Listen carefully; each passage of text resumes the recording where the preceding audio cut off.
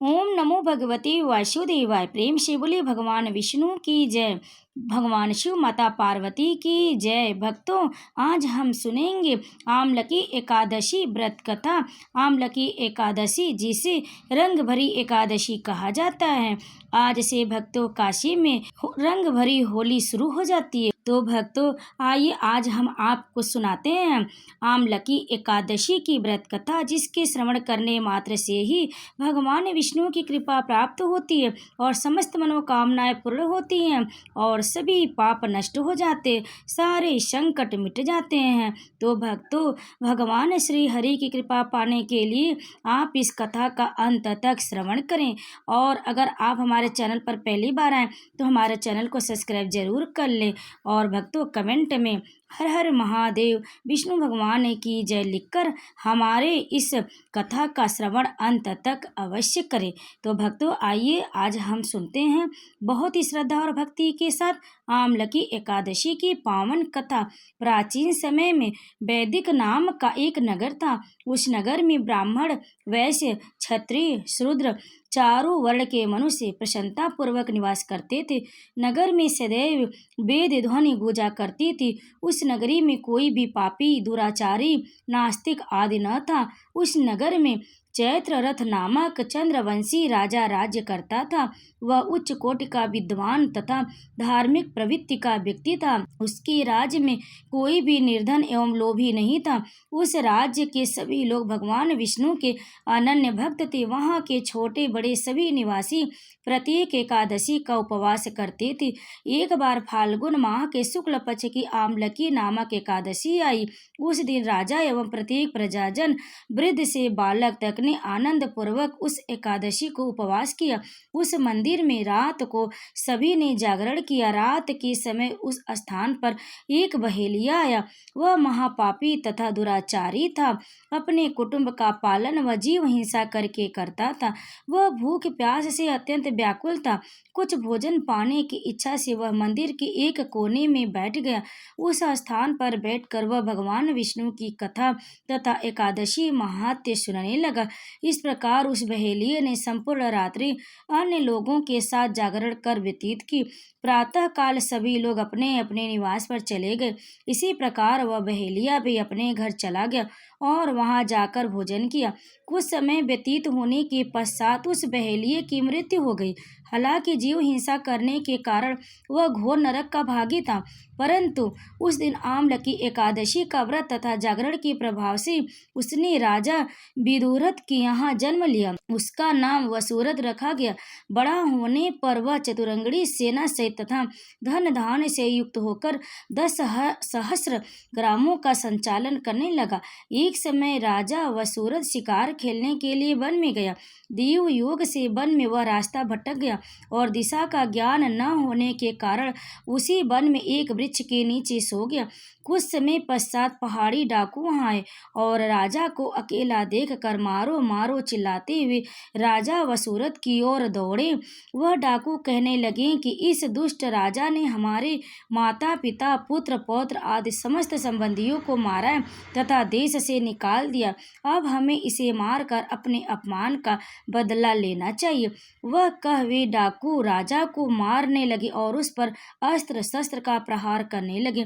डाकुओं के वह अस्त्र शस्त्र राजा के शरीर से स्पर्श होते नष्ट होने लगे तथा राजा को वह शस्त्र पुष्पों के समान प्रतीत होने लगा। कुछ समय पश्चात प्रभु इच्छा से उन डाकुओं के अस्त्र शस्त्र उन्हीं पर प्रहार करने लगे, जिससे वे सभी डाकू मूर्छित हो गए।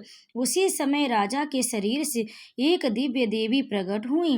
वह देवी अत्यंत सुंदर थी तथा सुंदर वस्त्रों तथा आभूषणों से अलंकृत थी। उनकी भ्रुकुटी टेढ़ी थी। उनके नेत्रों की क्रोध की भीषण लपटें निकल रही थी। उस समय वे लपटें काल के समान प्रतीत हो रही थी। उसने देखते ही देखते उन सभी डाकुओं का समूल नाश कर दिया। नींद से उठने पर राजा ने वहां अनेक डाकुओं को मृत पड़ा देखा। वह सोचने लगा कि किसने इन्हें मारा है। इस वन में कौन मेरा हितैषी रहता है। राजा वसुरथ ऐसा विचार कर ही रहा था कि उसी समय आकाशवाणी हुई, हे राजन, इस संसार में भगवान भगवान विष्णु के अतिरिक्त तेरी रक्षा कौन कर सकता है। इस आकाशवाणी को सुनकर राजा ने भगवान विष्णु को स्मरण कर उन्हें प्रणाम किया। तत्पश्चात अपने नगर को वापस आ गया और सुखपूर्वक राज्य करने लगा। महर्षि वशिष्ठ ने कहा, हे राजन, यह सब आमलकी एकादशी के व्रत का प्रभाव था।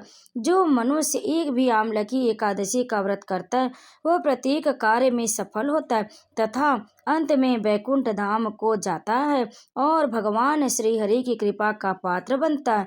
तो भक्तों, प्रेम से बोलिए भगवान श्री हरि की जय, भगवान भोलेनाथ की जय, माता पार्वती की जय। भक्तों, अब आइए सुनते एकादशी माता की कहानी। मूल नाम का एक दैत्य था जिसने इंद्र और अन्य देवताओं को पराजित कर देवलोक से निकाल दिया। इस पर भयभीत देवता भगवान शिव से मिले तो उन्होंने देवताओं को श्री हरि विष्णु के पास जाने के लिए कहा। यहाँ पहुँचे देवताओं की प्रार्थना पर क्षीर सागर में शयन कर रहे श्री हरि उठे और मुर के वध के लिए चंद्रावतीपुरी पहुँचे।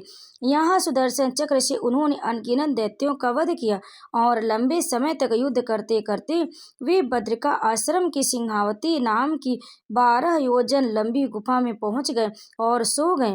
यहाँ पीछे से पहुंचे मुर ने भगवान पर प्रहार करने का प्रयास किया। इसी बीच श्री हरि विष्णु के शरीर से एक कन्या अवतरित हुई। उसने मुर दैत्य का वध कर दिया। इस बीच श्री हरि भी जाग और देवी के बारे में पूछा। इस पर देवी ने खुद का परिचय दिया और कहा कि उसका नाम एकादशी है और उनके ही आशीर्वाद से उसने मुर का वध किया। इस पर श्री हरि ने एकादशी को सभी तीर्थों में प्रधान होने का वरदान दिया। इस तरह श्री विष्णु के शरीर से माता एकादशी के उत्पन्न होने की यह कथा पुराणों में वर्णित है। इस एकादशी के दिन त्रिस्पर्शा यानी कि जिसमें एकादशी, द्वादशी और त्रयोदशी तिथि भी हो तो वह बड़ी शुभ मानी जाती। इस दिन एकादशी का व्रत रखने से 100 एकादशी व्रत करने का फल मिलता। साथ ही वरदान दिया कि अगर कोई एकादशी व्रत रखेगा तो उसके सारे पापों का नाश हो जाएगा, मृत्यु के बाद उसे विष्णु लोक मिलेगा।